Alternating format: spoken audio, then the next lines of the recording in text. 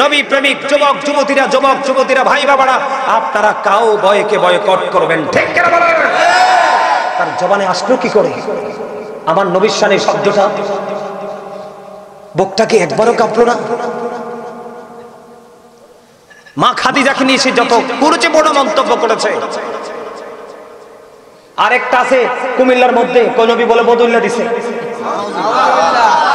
আল্লাহ নবীর সম্পর্কে আপনারা বলেন, এই আমার দিকে তাকান, এই যে আমার একজন ভাই এখানে আছে দাড়ি পাকা, উনি ধরেন কি করে, আপনি রাগ হইেন না, এক্সাম্পল একটা নিচু শ্রেণীর মানুষ, ধরেন উনি জুতা সিলাই কি করে, কি চুলায় জুতা সিলাই, যে তাকে আমরা কি বলি, মুচি বলি। এখন আপনার ওনার নাম হলো আব্দুর রহিম, আপনি ওনাকে মুচি আসতেছে বললে খুশি হবে নাকি আব্দুর রহিম সাহেব আসতেছে বললে খুশি হবে? আপনি কত বড় বেয়াদব! এটা তার প্রফেশন, আপনি তাকে কর্মটা ভালো লাগে না বলে আপনি তাকে মুচি বলে সবসময় ডাকেন, আপনি আব্দুর রহিম বলে রাখতে পারেন না। ঠিক ওই ইংলিশ বক্তার অবস্থাটা তেমন হয়েছে। সে কমার্শিয়াল ডিজিটাল মোটিভেশনাল বক্তব্য দেয়, ইমোশনাল ব্ল্যাকমেইল করতে চায়। আমার নবী কি গরু চড়াইছে? আমার নবী শুরু থেকে শেষ পর্যন্ত সবটাই তো ছিল আপনার আমার জন্য শিক্ষা। তবে যেটাই হোক, ও এমন ভাবে নবীকে ছোট করে কথাটা বলছে, এত ছোট করে নবীকে কথাটা বলছে, মনে হয়েছে যেন খাদিজায় টাকা না দিলে আমার নবী চলতে পারতো না। আপনারা খেয়াল করবেন আমার নবীকে কত ছোট করে কথাটা বলছে, ঠিক না বলেন? আরো যারা বলেন ঠিক না, অনেক ছোট করে বলেছে। আমার দিকে তাকান,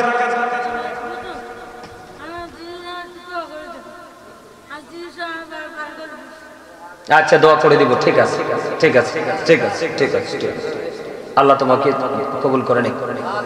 হ্যাঁ, আমি গুরুত্বপূর্ণ ভাবে বক্তব্যটা দিচ্ছি, আমার দিকে তাকান। আল্লাহ রাব্বুল আলামিন পবিত্র কালামে হাকিমে বলেছেন, তোমরা হবে আমার হাবিবকে রাইনা বলে ডেকো না। তার মানে আমার হাবিবকে তোমরা রাখাল বলে ডেকো।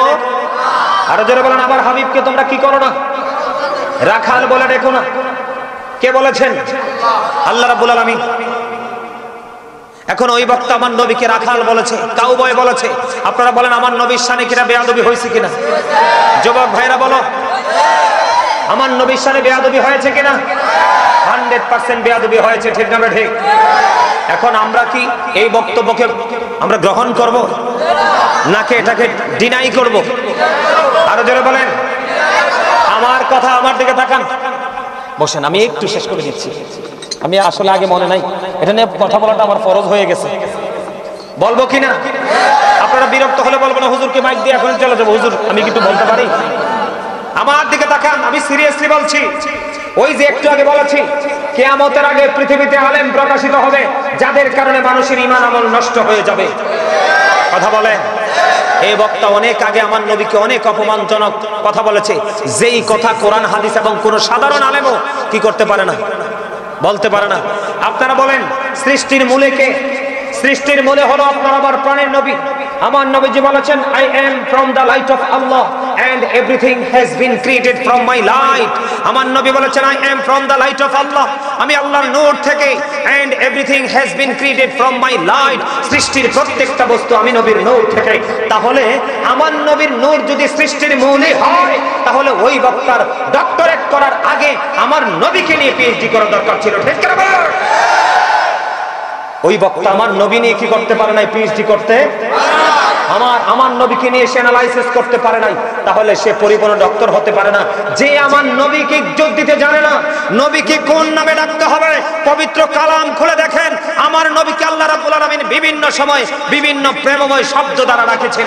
জোরে জোরে বলেন সুবহানাল্লাহ। আমার নবীকে আমার আল্লাহ নাম ধরে ডাকতে পছন্দ করতো না, করেন না। জোরে বলেন সুবহানাল্লাহ। আমরা সেই নবীর উম্মত। আমার দিকে তাকান, আমার নবী সৃষ্টির মূল, ওই নবীকে সর্বোচ্চ মর্যাদা দিতে হবে, এটা আপনার আমার জন্য ফরজ। আমরা ইমানদার হিসাবে আমাদের জন্য ফরজ। এবং ঈমান, নবীকে ভালোবাসা ঈমান। নবীকে অন্তর দিয়ে কষ্ট দেওয়া, জবান দিয়ে কষ্ট দেওয়া, কেউ নবীকে অপমান করে কথা বলেছে সেটাকে সাপোর্ট দিয়ে কথা বলা, এটা কুফরি। নাউযুবিল্লাহ বলেন। এটা কি? আরো যারা বলেন এটা কি? মনে রাখেন, আমি ওই বক্তাকে বিন করে আমি আমার বক্তব্য দিচ্ছি। I was a prophet when Adam was mixed of water and mud. আমার নবী ওই সময় নবী, আমার নবী বলতেছেন আমি তখন নবী যখন আদম ছিলেন কাদা মাটির মাঝে, আমি তখনও নবী। জোরে কন্যা সুবহানাল্লাহ। সেই নবীটাকে কেমন মর্যাদা দিতে হবে? আল্লাহ রাব্বুল আলামিন পবিত্র কালামে হাকিমে বলেছেন, কুল ইন কুনতুম তুহিব্বুনাল্লাহ ফাত্তাবিউনি ইউহিব্বুকুমুল্লাহু ওয়া ইয়াগফির লাকুম যুনুবাকুম ওয়াল্লাহু গফুরুর রহিম। আল্লাহ বলেছেন, সে বলুন, ইফ ইউ ডু লাভ আল্লাহ, যদি তোমরা আল্লাহকে ভালোবেসে থাকো, ফলো মি মুহাম্মদ সাল্লাল্লাহু আলাইহি ওয়াসাল্লাম, মুহাম্মদ সাল্লাল্লাহু আলাইহি সাল্লামের অনুগত হয়ে যাও, আল্লাহ উইল লাভ ইউ, আল্লাহ তোমাদেরকে ভালোবাসবে, এন্ড ফরগিভ ইউর সিনস, আল্লাহ তোমাদের জীবনের গুনাহগুলি ক্ষমা করে দিবে। এখানে এই আয়াত থেকে একটা জিনিস আমি ফাইন্ড আউট করেছি, আপনি যদি আল্লাহকে পেতে চান যেতে হবে মদিনাওয়ালার কাছে। এখানে মদিনাওয়ালার মর্যাদা সর্বোচ্চ কিনা? আর তিনি তো স্রষ্টা, যাকে বলা হয় there is no god but Allah. সে আল্লাহ ব্যতীত কোনো উপাস্য নেই, কোনো ইলাহ নেই। তিনি পাশেই রেখেছেন মুহাম্মদ রাসূলুল্লাহ সাল্লাল্লাহু আলাইহি সাল্লাম ইজ দা মেসেঞ্জার অফ আল্লাহ। আওয়াজ তুলে বলেন সুবহানাল্লাহ। আল্লাহ যেখানে রাসূল, তুমি আমার নবীকে এত ছোট করে তুমি অনেক আগে বলেছো, সরি বলেছো, আমরা এটা ভুলে গেছি। আবার কয়েকদিন আগে এসে তিনি বলতেছেন ঐক্যের ভিত্তি নাকি লা ইলাহা ইল্লাল্লাহ, একবারও মুহাম্মদুর রাসূলুল্লাহ বলে নাই। আপনারা বলেন সারা জীবন যদি আপনি লা ইলাহা ইল্লাল্লাহ চর্চা করেন, মুহাম্মদুর রাসূলুল্লাহকে যদি স্মরণ না করেন, আপনার লা ইলাহা ইল্লাল্লাহকে আল্লাহ গ্রহণ করবে? আর যারা বলেন করবে। আজকে তুমি যে কথা বলার সাহস পাচ্ছ, আজকে যে তুমি বুক ফুলে কথা বলছো, যে এই ভূমিতে দাঁড়িয়ে, এই ভূমি সৃষ্টি আমার নবীর কারণ। আর এই ভূমিকে সৃষ্টি, এই ভূমিকে আবাদ করেছে বাংলার আনাচে কানাচে শুয়ে থাকা আল্লাহর ওলিরা। আজকে তোমাদের দলের মোল্লারা, তোমরা লাফাও মাঠ বাংলার মাটিতে দাঁড়িয়ে এই মাটির আরএসবি এর সিএস করে দেখো, এদের মালিক হলো শাহজালাল শাহপরান। ঠিক করে বলেন। আজকে যদি শাহজালাল শাহপরান 360 দিয়ে যদি এই দেশ স্বাধীন না করতো, আজকে যদি দিনের দাওয়াত যদি না দিত, তাহলে আজকে এই দেশের মানুষ অনায়াসে ইসলাম খুঁজে পেত না। সেই ওলিদের মাঝার তোমরা ভাঙ্গো, পাইছোটা কি? পাইছোটা কি? আল্লাহর ওলিদের সাথে যা ইচ্ছা তা, নবীদের সঙ্গে যা ইচ্ছা তা, ইভেন আল্লাহর প্রিয় হাবিব যাকে আল্লাহ হাবিবুল্লাহ বলে রেখেছে। এই যুবক, আমার দিকে কথা শোনো। আমার কথাগুলো তোমাদের কাছে অনেকের কাছে ভালো লাগবে না, কিন্তু এটাই বাস্তবতা। নবীর মধ্যেই রয়েছে আল্লাহ। একটু আগে বুঝতে পাও নাই? হাদিস বুখারী এবং মুসলিম শরীফের হাদিস যে বলেছি, পাও নাই? আর নবী মানলে আল্লাহ মানা হয়ে যায়, নবীকে অমান্য করলে আল্লাহর অমান্য করা হয়ে যায়। নবীর প্রেমিক আলেমকে মানলে নবীকে মানা হয়ে যায়, নবীর প্রেমিক আলেমকে অমান্য করলে, অবাধ্য করলে নবীর অবাধ্য হয়ে যায়। বুখারী এবং মুসলিম শরীফ আবু হুরায়রা থেকে বর্ণিত হাদিস। যুবক, আমি তোমাদেরকে বলি, এই কর্নারম্যান, স্টপ।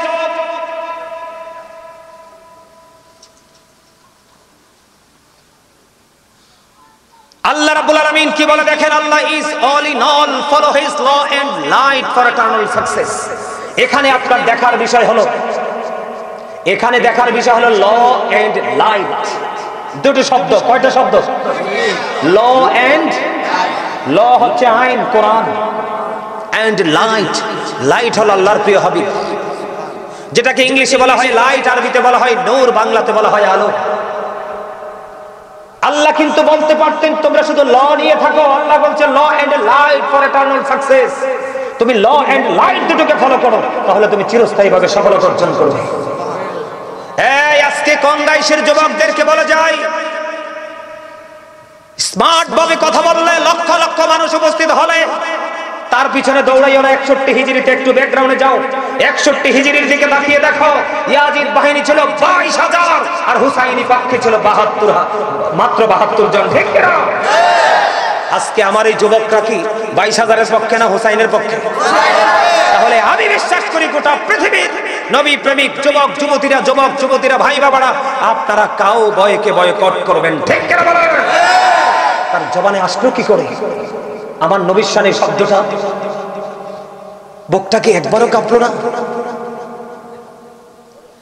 মা খাদিজাকে নিয়ে সে যত কুরুচিপূর্ণ মন্তব্য করেছে।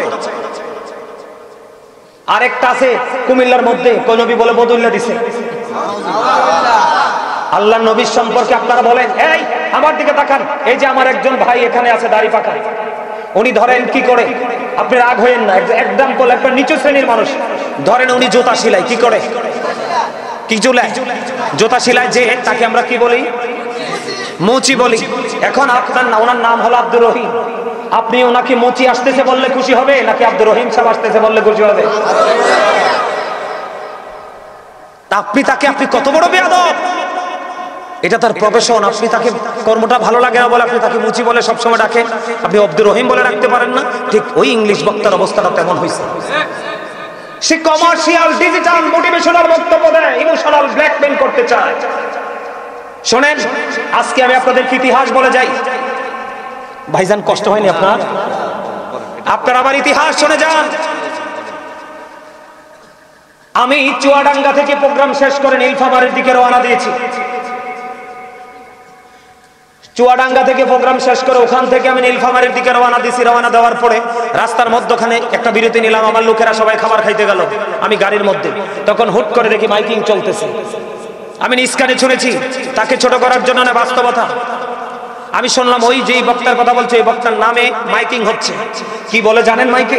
বলতেছে অমুক অমুক জায়গায় নারীদের জন্য গাড়ি থাকবে, অমুক অমুক জায়গায় পুরুষদের জন্য গাড়ি থাকবে, আপনারা এতটা সময় হাজির থাকবেন, আপনারা যাবেন আসবেন, যাওয়া আসার পথে কোনো ভাড়া লাগবে না, খাবার ফ্রি। আরে নাউজুবিল্লাহ বলেন না। এইভাবে তাদের মাহফিলে মানুষ আনা হয়।